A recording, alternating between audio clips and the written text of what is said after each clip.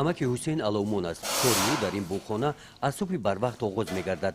вазифаи ӯ то саршавии машғулиятҳои дарсӣ синфхонаҳоро бо гармӣ таъмин намудан мебошад. ин масъулиятро ӯ бо дарки баланд ҳис менамояд ва ин вазифаашро софдилона иҷро мекунад. пешҳои буғхонаро ҳусейн бо ангиш гарм мекунад. қувваи барқро инҷо сарфакорона истифода намуда танҳо дар тела додани шамол барои сӯхтани маводи ангишсанг онро истифода менамояд.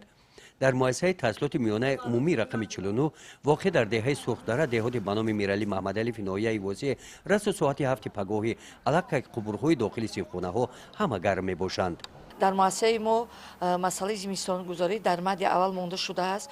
дар муассиса қариб 7 тонна ангишсанг, 40 куб эзум ва сӯзишворо муҳайё аст. дар баробари ин мо бо барқи озоз васл шудагием ки тамоми симхонаҳо дорои таҷҳизоти ҳозиразамон аст. кор истифода бурда мешавад ва гармӣ дар муассиса дар сатҳи хуб қарор дорад. оғози дарсҳо соати 8 пагоҳӣ хонандагон дар чунин синфхонаҳо дорои шароити мусоиду барҳаво ба машғулиятҳои дарсӣ фаро гирифта шуданд. дар ин синфхона маркази инкишофи кӯдак 120 нафар кӯдакон дар 4 баст ба машғулият фаро гирифта мешаванд. ин кӯдакон дар басти аввал мебошанд.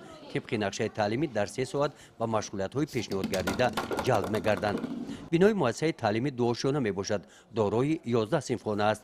машғулиятҳои дарсӣ дар синфхонаҳои кабинетӣ гузашта бо компютер ва кинопроектор таъмин мебошанд. ин бинои муассисаи таҳсилоти миёнаи умумии рақами 49 дар деҳаи Сурхдара 20 октябри соли 2023 бо иштироки асосгузори сулҳу ваҳдати миллӣ пешвои миллат президенти ҷумҳурии Тоҷикистон муҳтарам Эмомалӣ Раҳмон мавриди баҳрабардорӣ қарор дода шуда, коллективи омӯзгорон ва хонандагон барои муҳайё намудани чунин шароити мусоид аз сарвари давлат ва ҳукумати ҷумҳурӣ миннатдор мебошанд ва кӯшиш доранд ки ба боварии сарвари давлат сазовор монда бо баҳои хубу аъло таҳсил менамоянд.